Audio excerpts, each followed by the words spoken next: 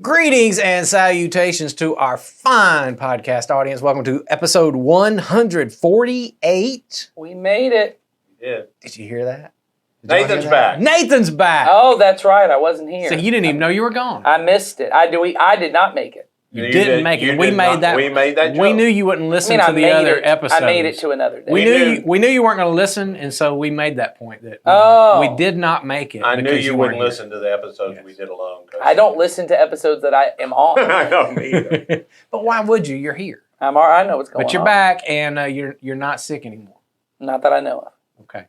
Feeling better? I am feeling better. Strong and vigorous? I don't know. That's a lot. That's Beard a lot looks of pressure. good. Beard looks good. That's the sign. That's right. Just as long as you're not shedding sickness on me. I'm okay. As far as I know, I'm not. But I'm glad to hear that. You know, we're all going around getting each other sick. So we brought you back for the most controversial episode we've ever done. That's how we're going to title this. The most controversial episode ever. We can do that if that's what we want. That's very clickbait. I don't know if it's going to be controversial or not, but the episode that we're responding to certainly was the most controversial that we didn't know was. Yes. Well, we sort of thought it might. Yes. So before we get into that, for those of you who are watching or listening for the first time, this is Ed. My name's Jason. This is Nathan. We're the teaching team at Community Christian Church, and we answer questions, have conversations about things that you ask us to, so that we can learn how to respond to our world in a Jesus-centered way.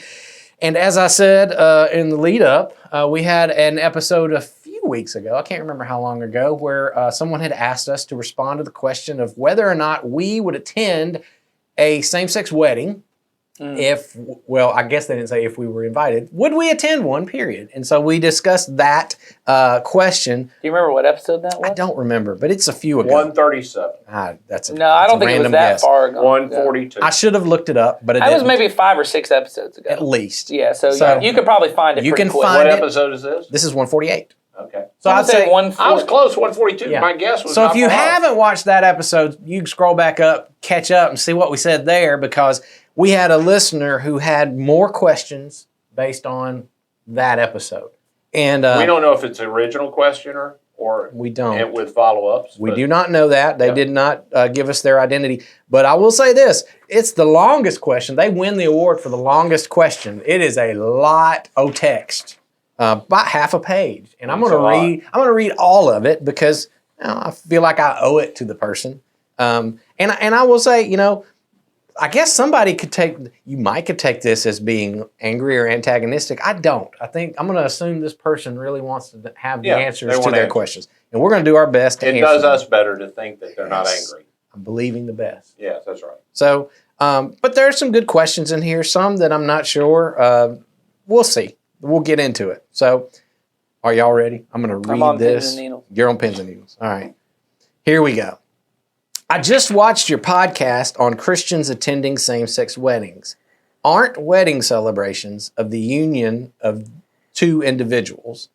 And isn't it wrong to celebrate sin?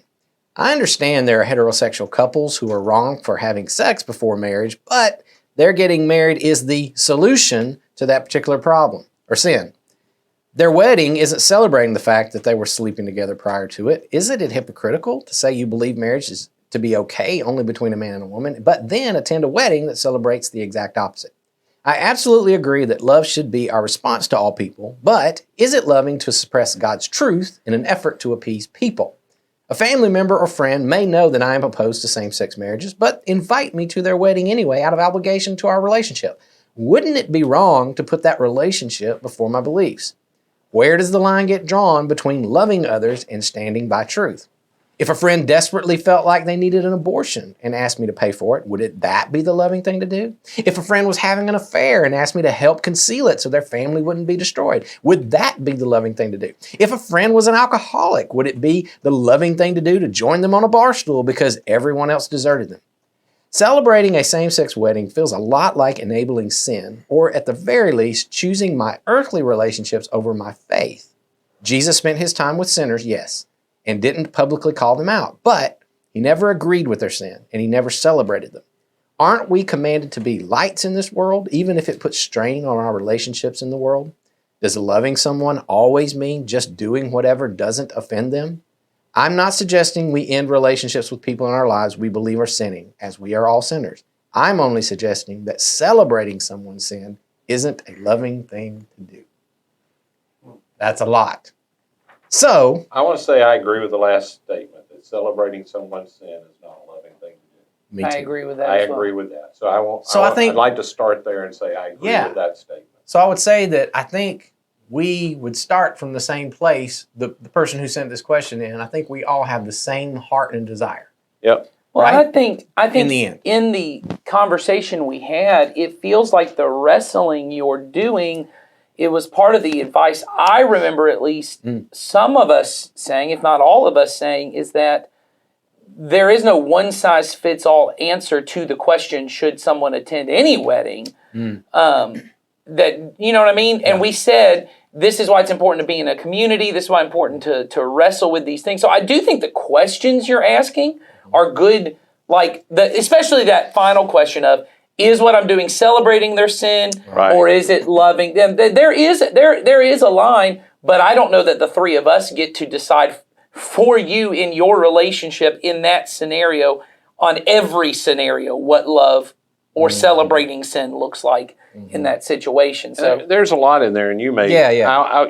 We don't want to stop you from leading our discussion, but there's a lot in there that just they aren't the same.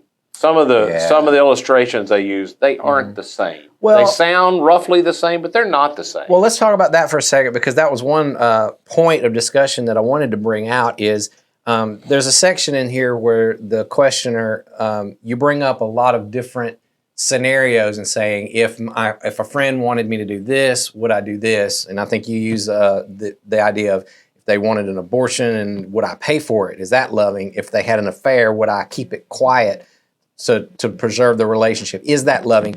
And you use a lot of these scenarios, and to echo sort of what Ed, I believe you began to say is, whenever you do that as an argument for whatever decision that you want to make, I just want to point out that you often place yourself on some very shaky ground because, as you said, Ed, not all moral scenarios are the same.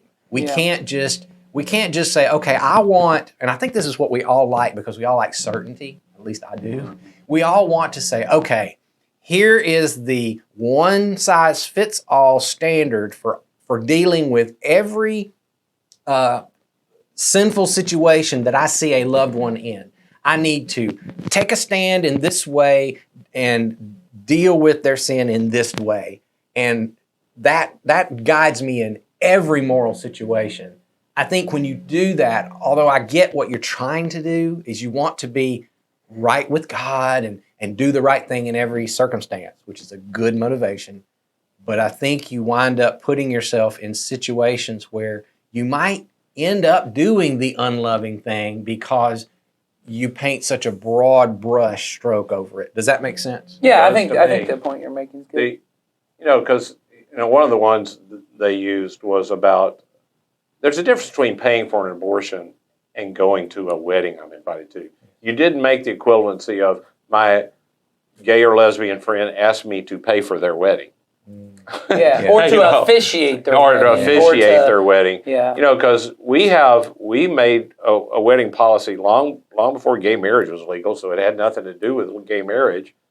And honestly, they even talked about heterosexuality, that if you're sleeping together before then getting married is the solve for that. It really isn't. No, you're talking about the solve for premarital sex is not, excuse me, the solve for premarital sex is not marriage. Yeah, Yes. It's not. And that Which I want to make clear, the solve for premarital sex is stop having premarital sex. Exactly. I mean, I just want, and I know that sounds very facetious, but I think that's an important distinction. It is. Well, and yeah, absolutely. And to say that we don't celebrate it, I have been to Yes. marriages of heterosexuals that very lightheartedly make fun of the fact that they're living together Right. at the time. And Or in that fact, this won't be the first time. Their wedding night won't be the first time. I've been in several where the joke is, some of you think this is the first time they will have sex, but we all know. And make fun of the fact that the bride has white on when we all know that Right. it shouldn't be. Right. All of those things. In fact, I almost left a heterosexual marriage because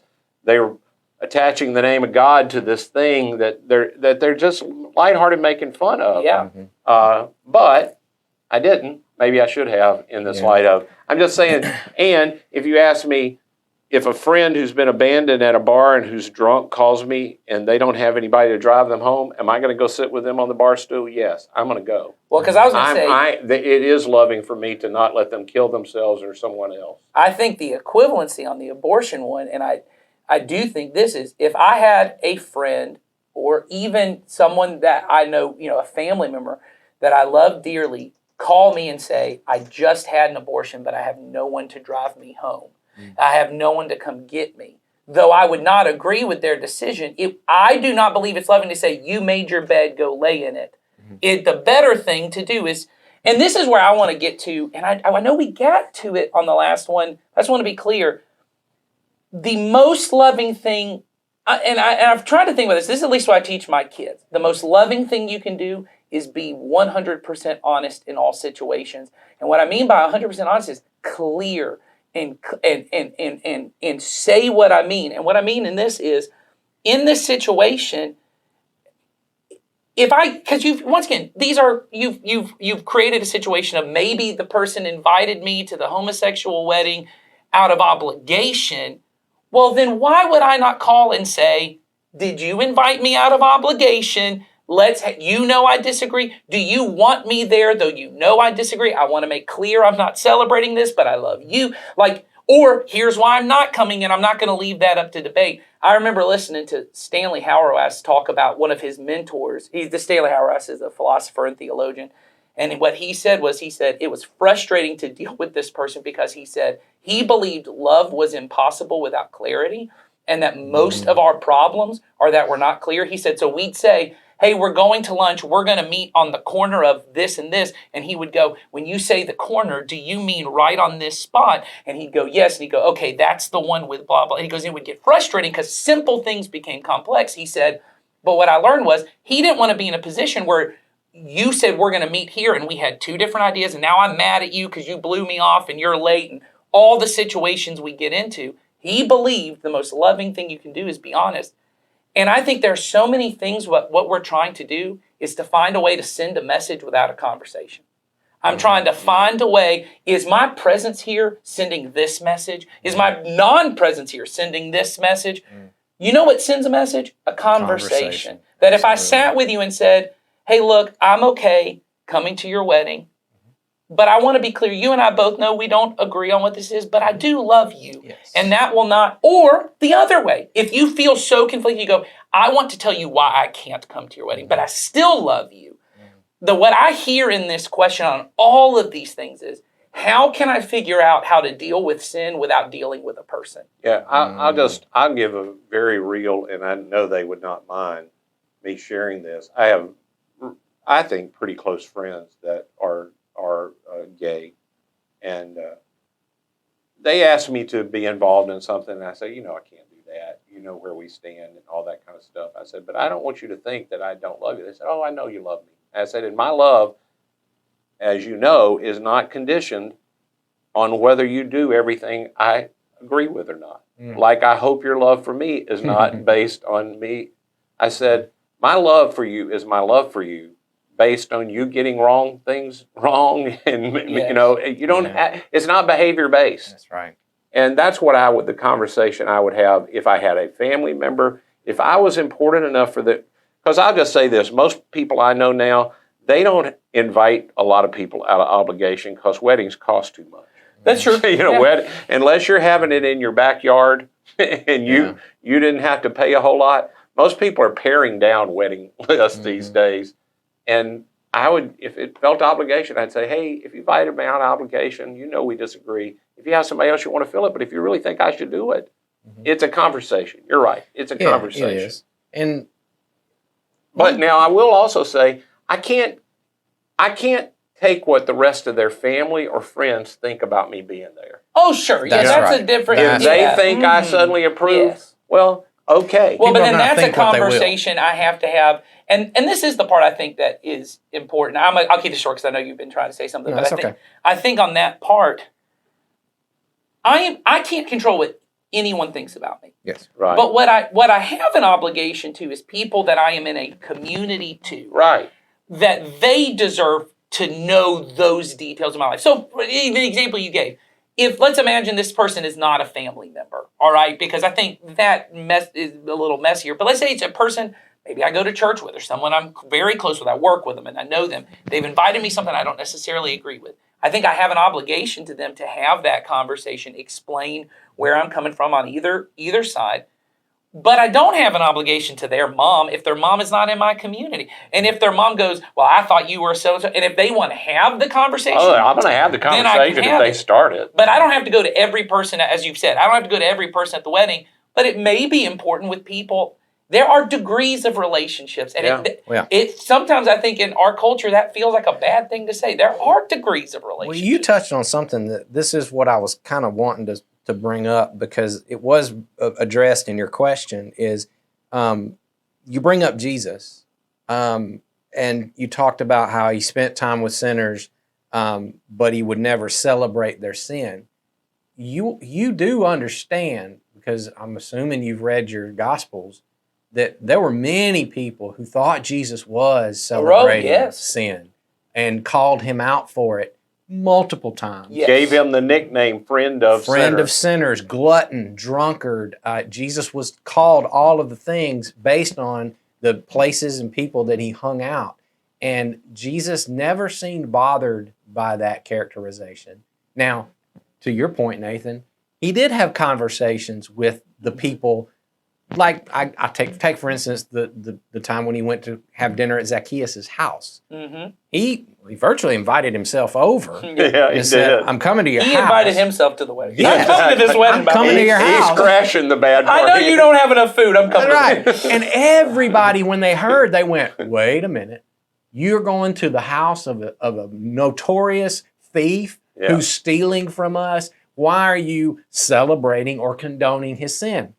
And again, it doesn't tell us whether, but I can imagine Jesus went on, he didn't address those people in that crowd. Mm-hmm. He did get to Zacchaeus' house, and it doesn't tell us he had a conversation about, Zacchaeus, I disagree with your lifestyle and the way you're ripping people off, but we do know that just Jesus's calm and patient and graceful presence in Zacchaeus' home caused Zacchaeus to then change. Something brought light. Something happened. Yeah. Something brought light and hope to Zacchaeus. Exactly. And so we know that Jesus did have a direct conversation with him about that. And of course, it was clear at that point, Jesus was in disagreement with his lifestyle. So I say all that to address your point of, I don't want to be seen as celebrating. And I would just say to you, I believe, and I think Jesus would show us this in the way he lived, that sometimes love is going to cause you to do things that might be misinterpreted. Mm. Sure. Yes. And particularly from the seen viewpoint. From the viewpoint of seeing it. People might look at you and think, he condones sin, and you know very well you don't. But as Dallas Willard used to say, maturity is allowing people to think whatever they will. That's right. And that's where you have to be as well. And don't take it as, well, I'm somehow being disloyal to Jesus, or I think your words were, I have chosen my earthly relationships over my faith. Mm. I would take issue with that phrase myself personally. I don't think our faith leads us to choose it over people. Well, I believe there's an integration there that comes in there. I think Jesus taught that pretty clearly too. So I also want to say, by saying I'm going to say no to this family member or whoever, so that I'm not seen and I don't want to choose earthly, I am choosing earthly relationships. I'm choosing the ones that I don't know what they think. That's true. Yeah. That they might think something. Yeah. I know what this person thinks because I'm going to tell them no. And I'm going to have a take a stand with them. I still don't know that these people think I did it right. But I am choosing these relationships over these relationships. Like, for example, because you just mentioned this, Ed, so I'll go back to it. You just mentioned you have friends in your life who are gay, and they know that you don't condone their sin. Right. And you love them. Yeah, that's right. There are also people that don't know you very well that think the opposite about you. Oh, absolutely. There are people in our church that are gay, lesbian, who love our church and know where we stand. They do not think we can condone that. Yeah. There are other people that have come here that know we don't condone it, and they think we hate them. We have the same stance. We've chosen just to take the stance and try to love people as they allow us to have conversations. And what I was also meaning is there are Christian people Yes. who look at you and me and say we are condoning. Oh, yeah, that's for sure. By accepting the person, we that are is for condoning sure behavior. true. We are certainly the church where I have been told this is where you can go and you can be drunk and high and you can do whatever you want to a community Christian. And they don't care. They don't care. They They're never condone going your to condone it. All of that. Okay, that's not true.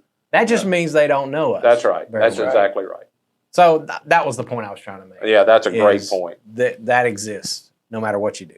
Yeah, no matter what you do, Nathan has it right in that it's a conversation. Yes, he does. The people who see it and don't allow me to have a conversation, I can't choose them because I don't get the chance to choose them. Well, I don't get a chance to love them. I don't get a chance to interact with them. And If they would come and degrees of- talk to me, maybe we could have an understanding. But to choose them thinking I know what they think, I don't know what they think anyway. Well, and I think in the context of this, what it makes me think of in the whole conversation, and this is more to what you were saying there, more of what I meant by the degrees of relationships. You know, Paul at one point talks about, who am I to judge people outside the church? But I do have an obligation to the people inside the church. And so that's what I meant by this person. Is this a person who's in your church family? They may be a part of your biological family, and they are not part of your church family, meaning they're not a believer. They're not bought into what we're bought into. You continuously going, by the way, I think God is angry about what you're doing. By the way, I don't like this. That is not what we've been called to do. Now, if they're a part of my church family, yes, I have an obligation to say, hey, I think what is happening here in any sin context, I have an obligation that when I know you are sinning and you have no repentance around it, you have no desire to change it, you don't even maybe think it's wrong. Yeah, I may have an obligation for you and I, because I love you and I care about you, to have some confrontation or some conversation around it. But to say then, oh, so-and-so at the wedding saw me there, they don't know the conversation I've had, I want to make clear to them I haven't. That person's not in my church family. That person is not something, even if they're close. And once again, if they have a conversation with me, I can be honest. I have no obligation, because at some point, the way this goes is for us to be family. There are conversations that happen in my family that don't happen with other people because they're not in my family. That's right. And for us to be a church family, there are things that I have to have. And there are conversations I have to have with my daughters that no one else can have. There are conversations, because I'm dad, that no one else needs to step in and have. I'm the one that's supposed to have it. And I just think that's important, because I think sometimes as Christians, we feel like I got to be standing up to sin all the time. Well, that's a really difficult stance, because we really believe and this is where I think some of us don't see it, our entire world is steeped in sin. Everywhere I go, I am consumed by people and I'm saying in the church too, this is not an imperfect. What I'm saying though is the values of our culture and our world, things that you may not even be offended by, are sinful. That's a heavy burden that I've got to confront every single possible sin. But when someone's in my church family, when I'm brothers and sisters and I see it, yeah, I probably need to have that conversation. And I just think those are two different situations. Yeah. So, anything else? Again, there's a lot here. I know we're probably not going to touch on every single point you made or every question. But in the way of maybe putting a bow on this, I would go back to what Ed said in the very beginning about your final statement, the person who wrote to us, that you don't want, you want to make sure that you're not celebrating someone's sin and you're doing the loving thing. I think that's our heart as well. Yes. And I don't see the two necessarily always being in conflict, but sometimes might be. And so, again, I would say to you, just for clarity's sake, are you saying that celebrating sin? No, being seen as celebrating. Oh, yeah, what you're saying. Okay, Celebrating just for clarity's sin. sake. There is a difference. But at the end of the day, you might, the way, and I'm speaking to the person who asked the question, what you might see as celebrating sin might be different than what Yes. we might deduce Yeah, I think based that- on a thoughtful consideration of that. We haven't that's brought okay. up the passage of the meat sacrificed to idols. I think we Yeah. did in the one before. But for me, that's really the overriding thought I have when I think about these kind of things of I'm trying to honor the person on either side. So, if you don't know that, I'm sure you probably heard the idea of in Corinth, there's temples where meat is sacrificed, but then they don't eat all the meat. They don't use the meat. They sell it. The temple sells it. Just everyday use. And if I used to go to that temple and now I've become a Christian, it violates my conscience for me to participate in that. Right. So I can't do it. But you grew up in some other culture and you're like, man, that's just meat and it's cheaper than the other meat. I don't want to have to buy kosher meat. It's just cheaper meat. It don't mean nothing. Well, that's fine. You and your family can eat that meat. Yes. But if you invite me over to eat and you know that about me, Yes. you must be loving to me. That's the concept. And so I know that's a little difficult to get to. So I'll just say this. It's really clear to me on if you ask to have if an alcoholic asks me to buy him a drink, the answer is no. Yes. But if the alcoholic is in need of something that his alcohol has caused, like he can't get a ride to a job interview because he's lost his license over a DUI, or he did fall off the wagon and he's now at a bar and he can't get home because everybody's frustrated with him, and he calls me, it is unloving for me to not go help that person. Would I be seen going into the bar and some people think maybe I'm enabling this alcoholic when they see me walking out and he's stumbling over drunk? Yeah, they might think that. It doesn't mean that's what happened. Yeah. You know what I'm saying? If you ask me to hold a gay wedding at my house, the answer is going to be no. Mm-hmm.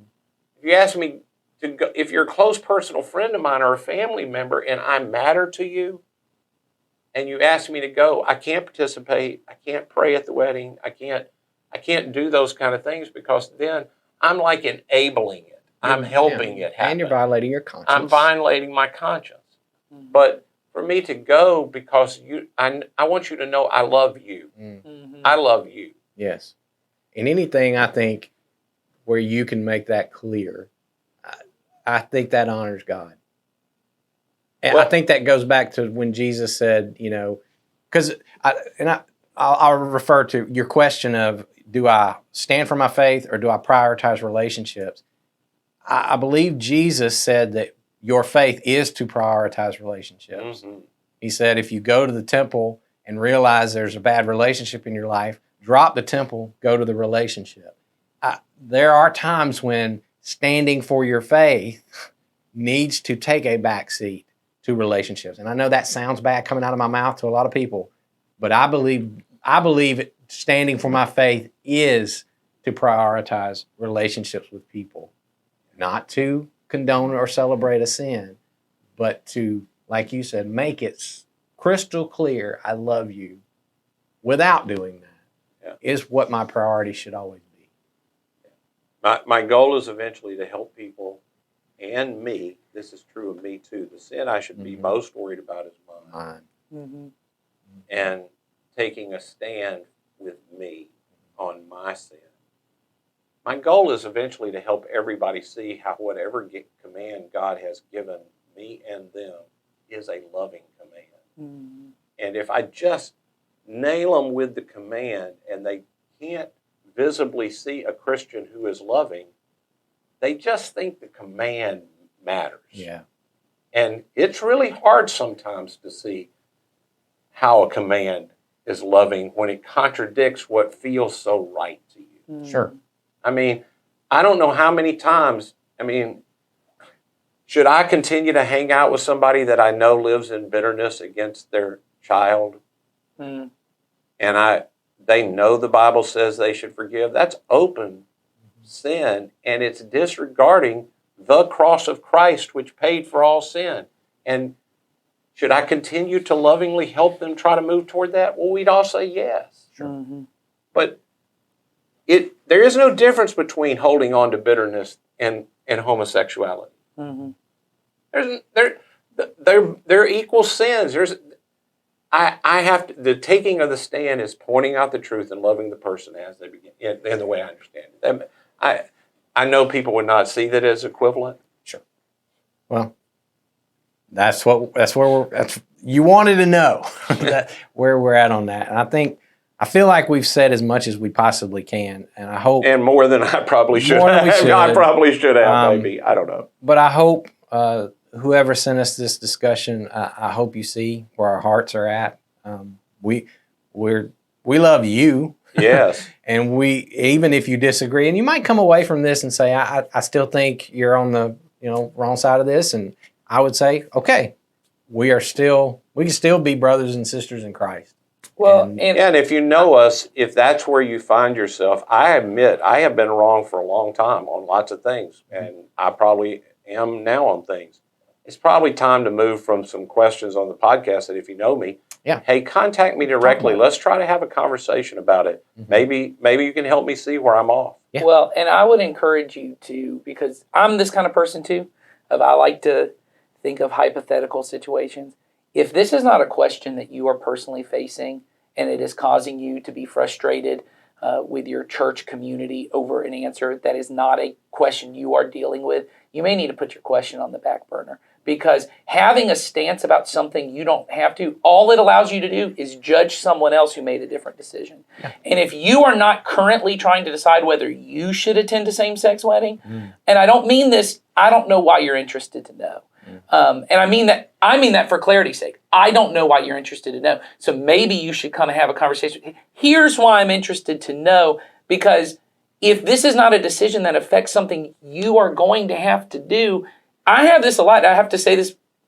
We have a Friday night group, and I regularly have to say when we're asking questions to one another, I don't know. I don't know about this particular thing because it's not something I'm currently facing.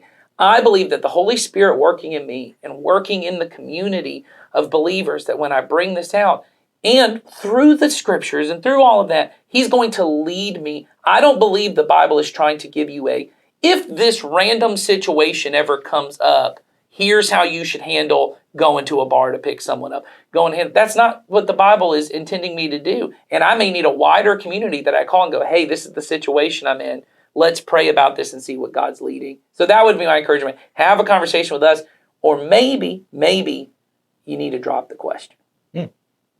Good thoughts. Yeah. We will end on that. I think we've gone way past our normal time limit, and might be too much for some folks to listen to. We do appreciate the amount that you're writing it. I can tell you listened very clearly to our last episode that we talked about this and have put lots of thought into it, which I commend you on that. I appreciate the fact that we get a chance to clarify things we said that might have been misunderstood by others. Absolutely. I love that. Yeah. So if we're unclear, help us get clear. We want to be that. So thanks for listening. And next week, let's see what our next week question. I always like to tease next week. We are going to be talking about some questions of death, the second coming. Oh, well. Things like that. Okay.